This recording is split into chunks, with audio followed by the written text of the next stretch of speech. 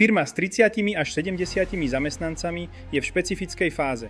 Už nie ste startup, no nemáte ani korporátny aparát. Všetko leží na vás. Keď príde kríza, najväčším rizikom nie je samotný problém, ale váhanie vedenia. Čakanie na 100% informácií je najdrahšia chyba. Prvým krokom je pravidlo 80% istoty. Rýchlosť rozhodnutia musí v kríze predbehnúť perfekcionizmus.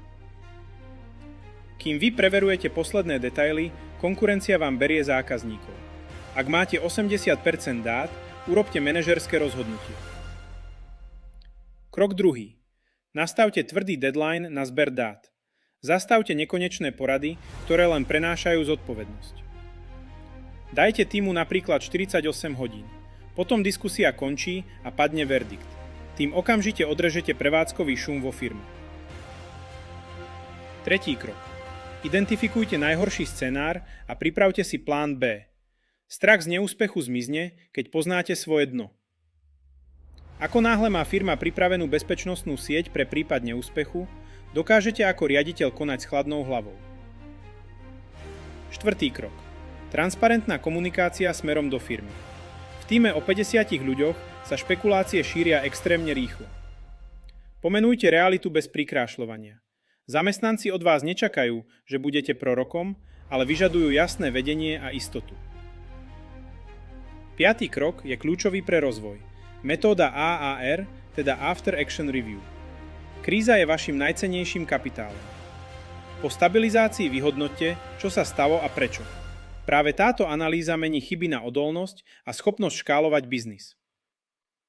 Nezabúdajte, flexibilita je vašou výhodou. Rozhodujte pri 80% istote a vedte svoju firmu s nadhľadom.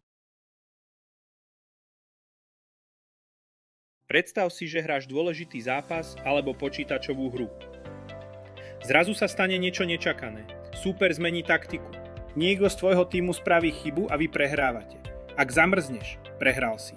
V živote je to rovnaké. Pravidlo prvé, 80%. Rýchlosť vyhráva nad dokonalosťou. Ak čakáš na 100% istotu, je neskoro. Kým ty čítaš 500 recenzií na nové tenisky a skúmaš podrážku, tie najlepšie sa zatiaľ vypredajú. Keď máš v ruke väčšinu dôležitých faktov, približne tých 80%, sprav rozhodnutie a konaj. Je lepšie spraviť dobrý krok hneď a za jazdy ho o 5% upraviť, než prísť neskoro, keď je po hre.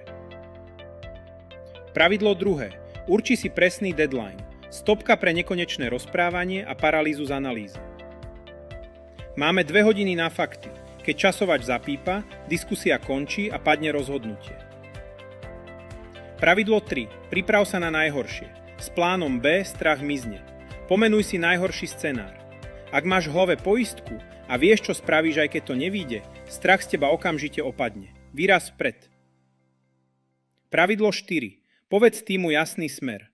Ľudia potrebujú lídra, nie veštca. Prevezmi zodpovednosť. Nečakajú jasnovica. Povedz im, na základe toho, čo vieme, ideme touto cestou. Ak príde prekážka, prispôsobíme sa. Pravidlo 5. Metóda AAR. After Action Review. Pozri sa späť a pouč sa z každej búrky, ktorú prekonáš. Čo sme čakali? Čo sa stalo? Prečo ten rozdiel? A čo na budúce urobíme inak? To je tvoja tajná superschopnosť. Nečakaj na 100% istotu. Rozhodni sa pri 80, maj plán D a pouč sa cez AAR. Buď silnejší a vyhraj.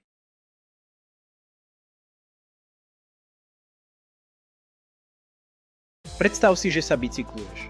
Ak zastavíš a budeš príliš dlho premýšľať, ktorým smerom sa vydať, stratíš rovnováhu a spadneš. V biznise je to úplne rovnaké. Čakanie je chyba. Čakanie na 100% informácií je tá najdrahšia chyba. Ak čakáš na dokonalý moment, ostatní ťa predbehnú. Keď príde kríza, nemôžeš zamrznúť. Tu sú overené kroky, ako sa rozhodnúť rýchlo a zvládnuť tlak. Prvé pravidlo 80%. Ak predpoveď hovorí, že na 80% bude pršať, nečakáš do večera. Jednoducho si zbalíš dážnik a ideš. V riadení firmy to funguje rovnako. Urob rozhodnutie hneď. Je oveľa lepšie spraviť dobrý krok hneď, než dokonalý v čase, keď je už všetko stratené. Druhý krok. Urči si presný deadline. Keď horí, nemôžeš sa hodinu rozprávať o farbe hadice.